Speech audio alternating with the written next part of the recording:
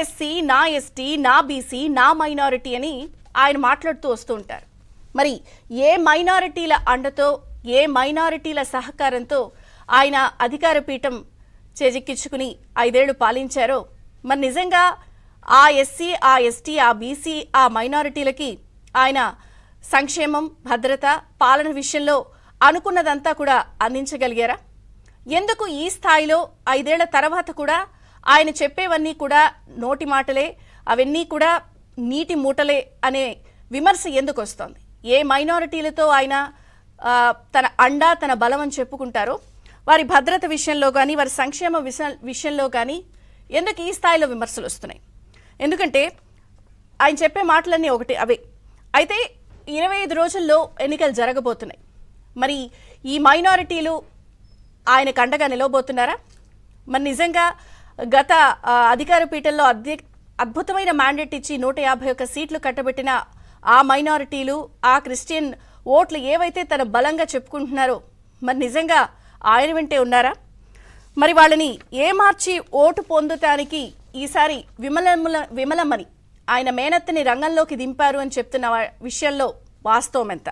ఎందుకంటే ఇప్పుడు సీఎం జగన్ గారిది పూర్తి స్థాయిలో ప్రోగ్రెస్ రిపోర్ట్కి సంబంధించి 25 రోజుల్లో ఎన్నికలు జరగబోతున్న నేపథ్యంలో మరి వాళ్ళంతా అండగా నిలవబోతున్నారా అంటే కొంత కష్టమనే వాదన కూడా గట్టిగా వినిపిస్తోంది. దానికి సంబంధించి చాలామంది లెక్కలతో కూడా మాట్లాడుతూ వస్తున్నారు. ఎందుకంటే ఇప్పటి వరకు కూడా అనేక మంది సీఎంలు చూసినప్పటికీ కూడా ఈ 5 ఏళ్లలో ఈ క్రిస్టియన్ మైనారిటీ లేకపోతే ఈ ఓట్లకి సంబంధించిన ఆ వర్గం వాళ్ళని ఆయన పూర్తి స్థాయిలో కేవలం వాడుకుని వదిలేశారు. ఏ మార్చారు అనేది లెక్కలు కూడా చూపిస్తున్నాయి మనకి. అంతెందుకు, గత చంద్రబాబు నాయుడు గారి ప్రభుత్వంలో 36 కోట్ల రూపాయలతో 337 చర్చల్ని మరమ్మతులు చేశారు. మరి ఈ 5 ఏళ్ల జగన్ గారి పాలనలో కేవలం పట్టుమని 10 కూడా లేవు చర్చలు మరమ్మతులు చేసింది.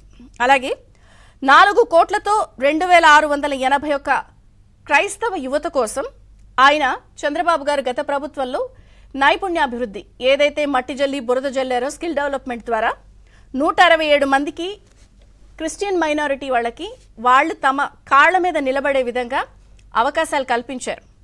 అలాగే 3563 కుటుంబాలకు నైపుణ్యాభివృద్ధి విషయంలో వాళ్ళు సొంతంగా వ్యాపారం చేసి వృద్ధి చెందే విధంగా రాయితీ రుణాలు ఇప్పించారు గత చంద్రబాబు గారి హయాంలో.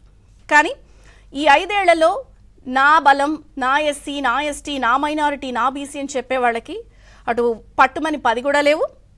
అసలు నైపుణ్యాభివృద్ధికి సంబంధించి ఉద్యోగాల కల్పన కానీ రాయితీ రుణాల కేటాయింపు కానీ గుండు 0.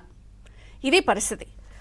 పోనీ ఎక్కడ చూసినా కూడా పదవుల విషయంలో వాళ్ళకి అద్భుతంగా ఇచ్చి నా బలం నా వెన్నుదన్ను అంటారు.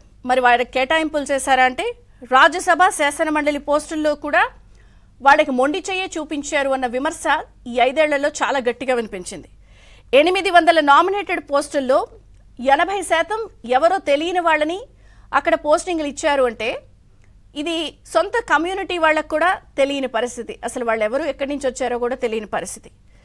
అసలు ఇవన్నీ ఒక ఎత్తు అయితే గత ఎన్నికల్లో కానీ అంతకుముందు ఆయన ప్రతిపక్షంలో ఉన్నప్పుడు కానీ వారికి సొంత తల్లి చెల్లి బ్రదర్ అనిల్ చాలా అండగా నిలిచారు. తన కమ్యూనిటీని ఓట్ బ్యాంక్గా మలిచి వాళ్ళందరినీ ప్రభావితం చేయడంలో. కానీ ఈరోజు ఆ తల్లి చెల్లి బ్రదర్ అనిల్ ఎక్కడున్నారు? తల్లి అమెరికా వెళ్ళిపోయారు, షర్మిల గారిని గెంటేశారు, ఆవిడ రోడ్డెక్కి కాంగ్రెస్లో చేరి అన్నకు అసలు ఓటెయ్యొద్దు అని చెప్తున్నారు. బ్రదర్ అనిల్ ఏకంగా కొంత వివిధ క్రిస్టియన్ కమ్యూనిటీల వాళ్ళందరితో కూడా చర్చల్లో మీటింగులు పెట్టి చైతన్యపరిచే ప్రయత్నం చేస్తున్నారు. మరి నిజంగా ఇదంతా దెబ్బ మీద దెబ్బ పడుతోంది అన్న నేపథ్యంలో వైఎస్ వివేకానంద రెడ్డి గారి హత్య కూడా ఎంత బూమరాంగ్ అయిందో మనం చూసాం. మరి ఈ నేపథ్యంలో అందరూ చుట్టుముట్టి ఇన్ని సమస్యలు సొంత కమ్యూనిటీ కూడా చైతన్యపరుస్తూ తిరగబడుతున్న వేళ ఆయన తన మేనత్త విమలమ్మ గారిని రంగంలోకి దింపారు. చర్చల్లో ఆవిడ పాస్టర్లకి లేకపోతే వీళ్ళందరితో చైతన్యపరుస్తూ ఉపన్యాసాలు చెప్తున్నా కూడా అవి రాజకీయ ఉపన్యాసాలుగానే మారుతున్నాయి. అంతెందుకు ఆ మధ్య కూడా మనం చూసాం 1000 రూపాయల కవర్లో పెట్టి పంచుతున్న వైనం కూడా మీడియా మాధ్యమాల్లో బాహాటంగా ఓపెన్గా వచ్చింది. అంటే అసలు ఏపీలో క్రిస్టియన్ మైనారిటీల పరిస్థితి ఎలా ఉంది? నా ఎస్సీ నా ఎస్టీ అని చెప్పే వాళ్ళందరినీ కూడా ఆయన నిజంగానే ఏమారుస్తున్నారా? ఈ 5 ఏళ్ల పాలనలో 25 రోజుల్లో మ్యాండేట్ రాబోతోంది కాబట్టి, ఎన్నికలు జరగబోతున్నాయి కాబట్టి, ఆయన ప్రోగ్రెస్ రిపోర్ట్ మీద ఓటు వేయబోతున్నారు కాబట్టి, మరి ఈ 25 రోజుల్లో ప్రజలు నిజంగా ఆయన అనుకుంటున్నటువంటి మైనారిటీస్ సంక్షేమం, భద్రత, విద్య, వైద్యం, ఉపాధి అన్ని పరిస్థితులు ఎలా ఉన్నాయి, సో వాళ్ళందరికీ జరిగిన న్యాయం ఎంత పోస్టులో కానీ, వీటన్నిటి అంశాలపై కూలంకషంగా మనం చర్చిద్దాం.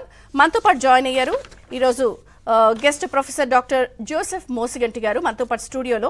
సో ఆయన గురించి కూడా చిన్న పరిచయం చెప్తాను. 26 ఏళ్లుగా ఆయన ప్రొఫెసర్, ప్రిన్సిపల్, రచయిత. సో కమ్యూనిటీ సంక్షేమం కోసం విపరీతంగా కృషి చేస్తూ వస్తున్నారు. విద్యా సంస్థలకు ప్రిన్సిపల్గా వ్యవహరిస్తున్నారు. ఉమ్మడి రాష్ట్రంలో కొణిజేటి రోసయ్య గారితో ఎక్సలెన్స్ అవార్డులు తీసుకున్న సందర్భం.